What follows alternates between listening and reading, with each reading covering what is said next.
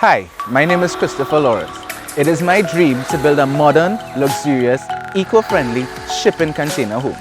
Welcome to the final episode of the My Green Home Lawrence project. I'm not giving up. I just want to do things the right way the first time around. Our application to build has been denied by Town & Country. This is mainly because of land classification issues. Based on legal advice, it would take 3 to 5 years to have these legal issues concerning the land sorted out, and I can't build until they are. If it happens before, I would consider myself blessed. The journey from November 2019 to December 2020 has been a tough one, and I'm sure it has been for everyone. But I have learned and I have grown. I will share those experiences with you guys at the end of this episode. So, before I get into the flesh of this episode, discussing the structural integrity of my shipping container home with Mr. Eric Lewis, who is the project lead engineer from Lawrence Lewis & Associates, I would like to say thank you to all my subscribers and sorry for the extensive delay. At this point, my hands are tied. Follow me on Facebook and Instagram for project updates as things go along. And here we go, final episode, season finale, structural integrity. This is where I call in the professionals. I introduce Mr. Eric Lewis from Lawrence Lewis Associates. They are the consultant engineers on the project, and they are located on Picton Street in Newtown. So Mr. Lewis, first of all, let me thank you for your willingness to be on camera and on my YouTube channel. So give us a brief history of Lawrence Lewis & Associates. Lawrence Lewis & Associates was founded in 1969 by Lawrence Lewis. He was one of the first local engineers trained abroad. He was a member of the Institution of Structural Engineers, and he was a chartered engineer. Okay, cool. Yeah, he actually received an award, a certificate for being the longest member, one of the oldest members of the institution.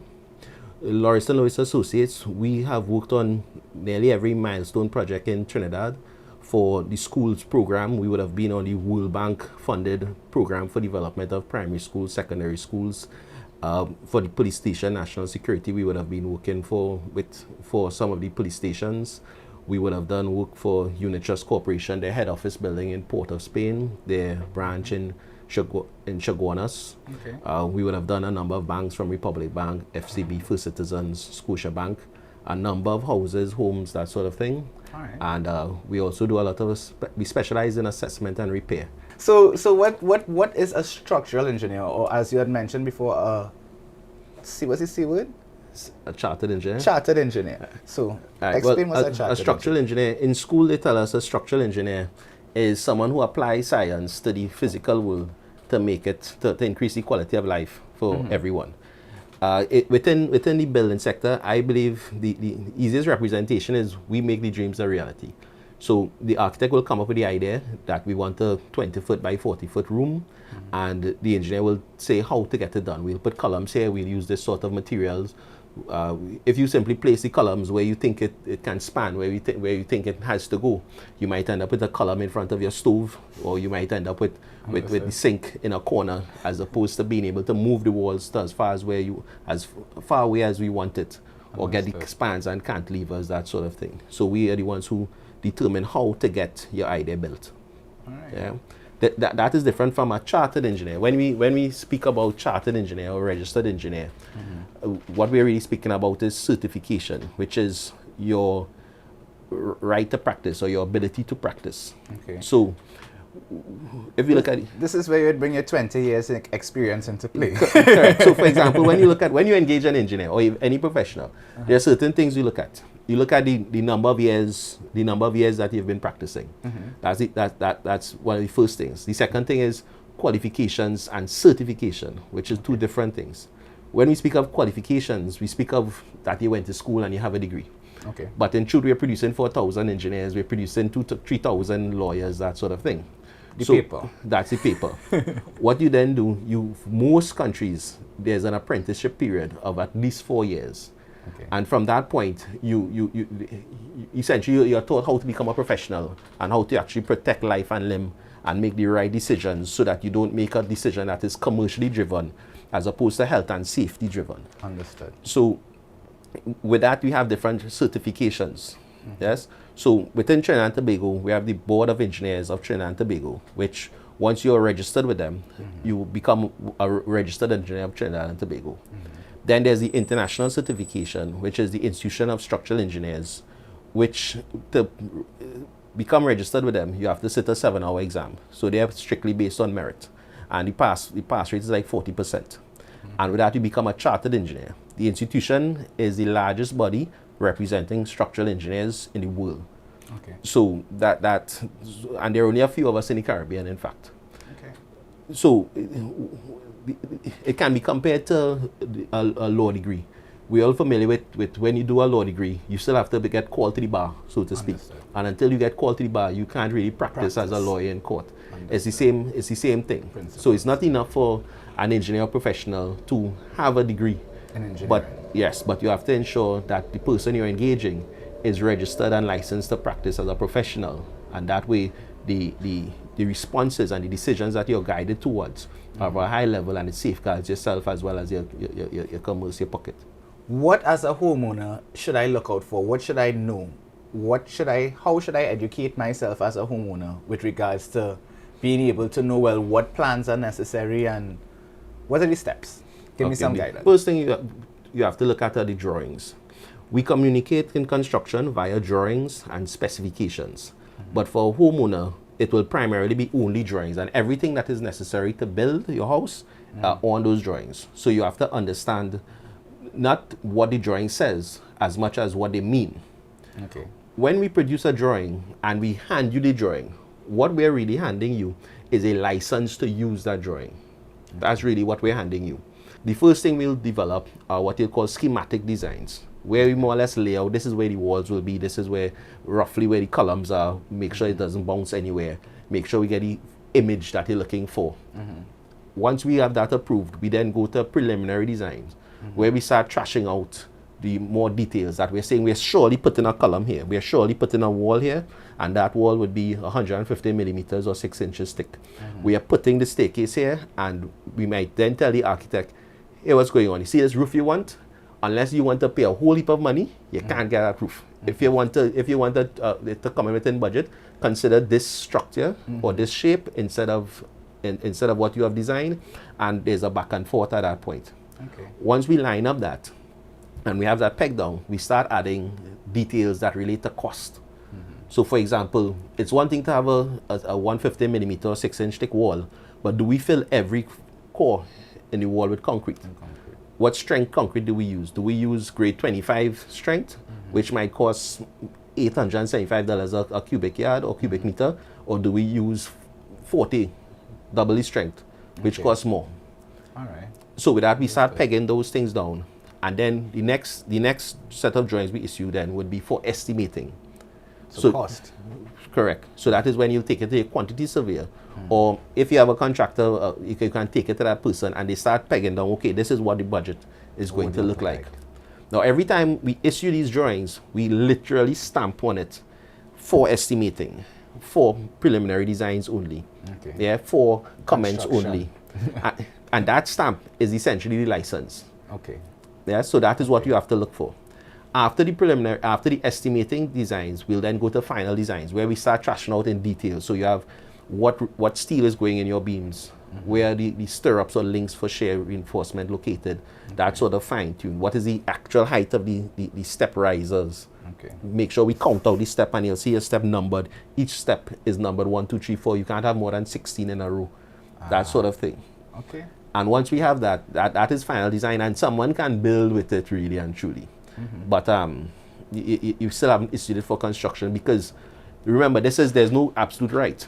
Okay. So you might be sleeping on it, you go to bed, and then you wake up and realize, I should really increase the anchorage on this, on that. So we make some minor adjustments. Correct. Tweak it. At that point, we then stamp for tender on it, and we go out. Go out for the actual tender, where we get in a price that you can carry to a contract. Okay. Now, once you stamp for tender, the difference between for tender and the next stage, which is for construction, shouldn't be more than 5%, 10% difference. Okay. Ideally, in terms of cost, it should be nearly zero difference. Yes, but you might still, as I say, you sleep on it and you think, we can change this here maybe. Yes. And from that point, you then have a price. And then you say, okay, we're ready to go to construction, and only then we stamp for construction. Okay. The most important thing as a homeowner is do not use drawings that do not have for construction stamped on it. Okay. Do not use it. And that is, in our experience, when we are calling to repair projects, that is where the problem most often occurs. It's not usually that the contractor is a poor contractor or bad mind or bandit or anything like that, or that the client is a difficult client and don't want to pay. It is simply that the documents, the drawings that are being used were not the accurate and the correct drawings. My drawings are currently at the for approval stage. So they have gone back to the architect, and the architect would then send them to Town and Country for approval and Regional Corporation For structurals. For structurals. So as you are fully aware, my home construction is not of the traditional type of material. It's made out of shipping containers. Could you give us some insights, some professional opinions as to what in Trinidad and Tobago is not trendy, is not common? What would you say about shipping container home constructions? If it's affordable, do it.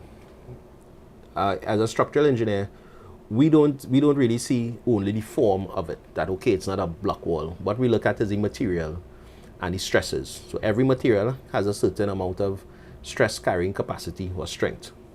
Whether that material is mud, we can build a house out of mud. It doesn't matter to us. We just analyze the loads and the stress that mud can take. As far as shipping containers go, it's effectively a steel wall building as opposed to a concrete wall building. Okay. I think it's a good idea. And there's a lot of opportunity in it because it's a highly efficient use of material. If we compare a container to a normal building, let's look at the walls of the container.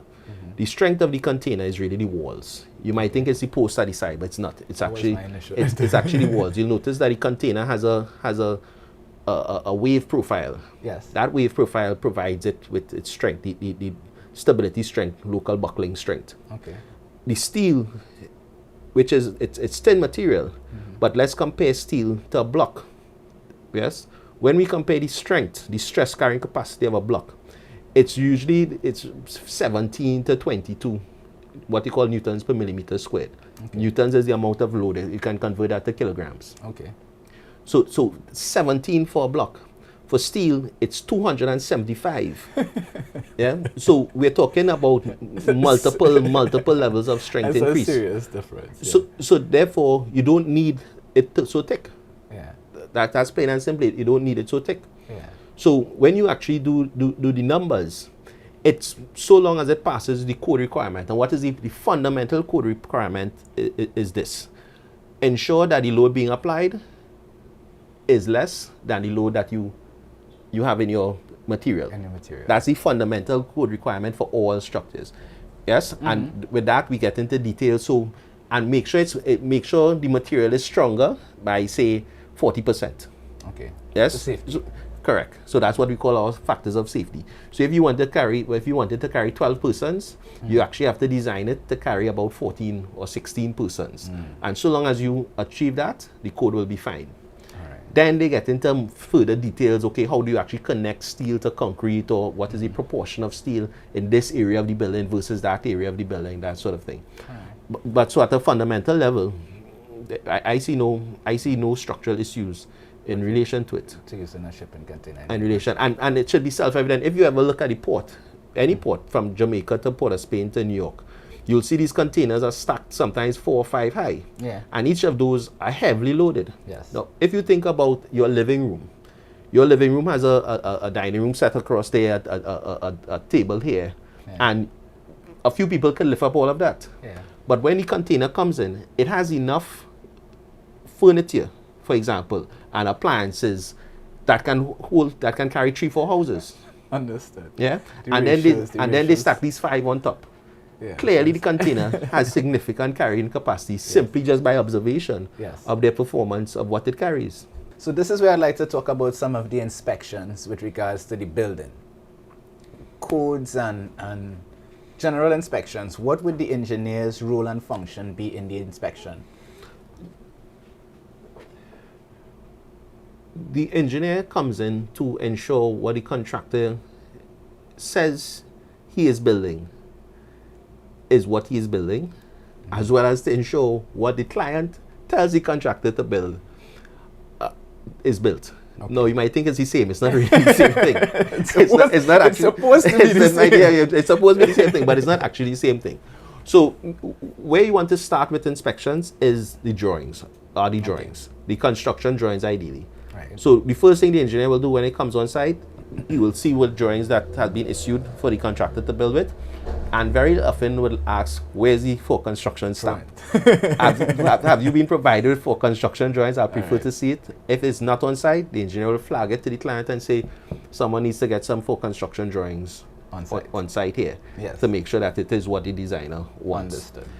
We then go through the different stages of construction. At the highest level, you start with setting out, making sure that where you intend to put the building, it's where it's supposed to be and where the town and country has approved it to be.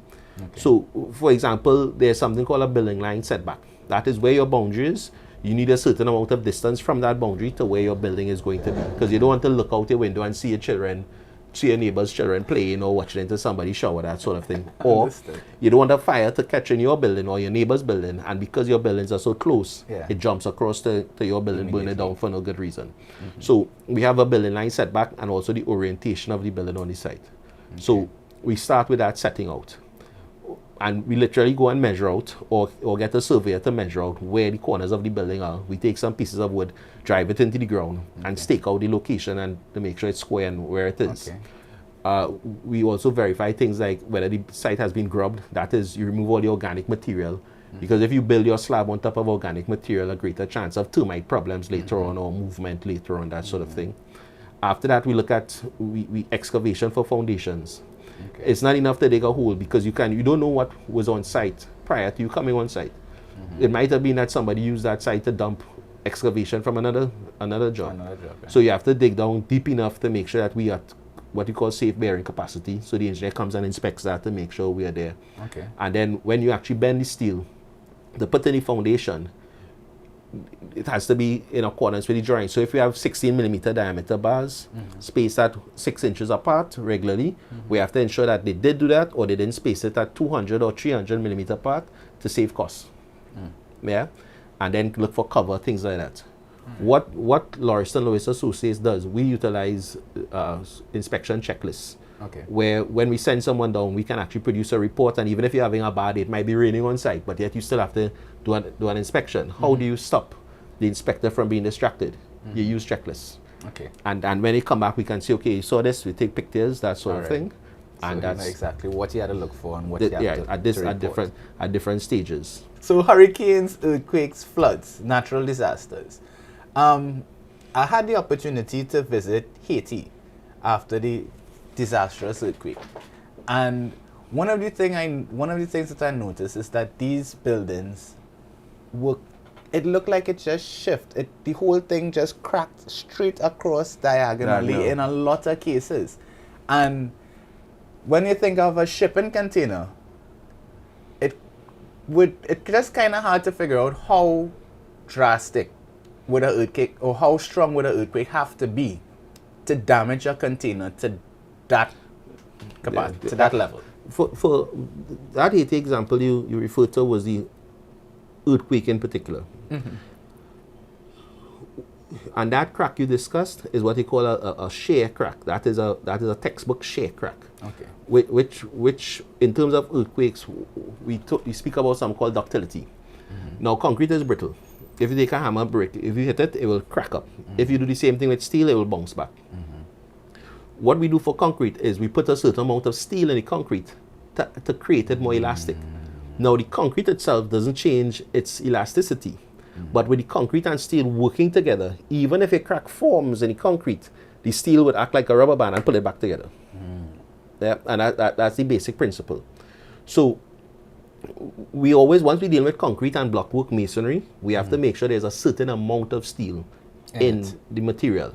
And with that, there are certain ratios. So there's a minimum steel ratio that don't matter what you calculate, if it doesn't have this amount, it's wrong. It's wrong. The code on the side is wrong because you'll get that sort of failure that you're speaking about. Okay. At the same time, you need to make sure that you can't say, well, more is better, because there's also a top level that if you put too much steel, the steel just carries the load, and concrete, when it fails explosively. Oh. Yeah, if you compress concrete, it will shatter and a piece will come and hit you and kill you. Yeah. Yes. So you have to make sure that the steel there's not so much steel that the explosive failure occurs. So you have to keep it within this band.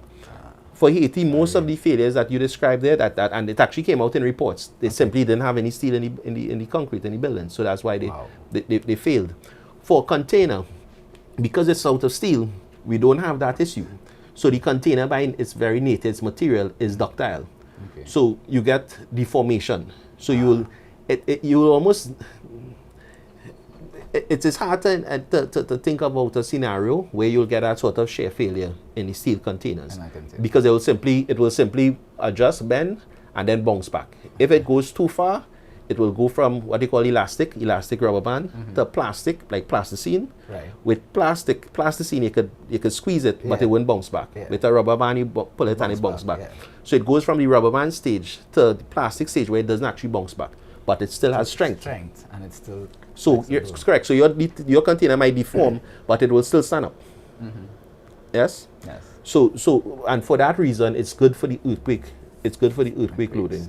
Right. In terms of the hurricane loading, the most important thing is that we bolt it down to the foundation so it doesn't blow away. And that's the end of that. Yeah. And what about the floods? Well, floods is a lot of water, so it would have to be.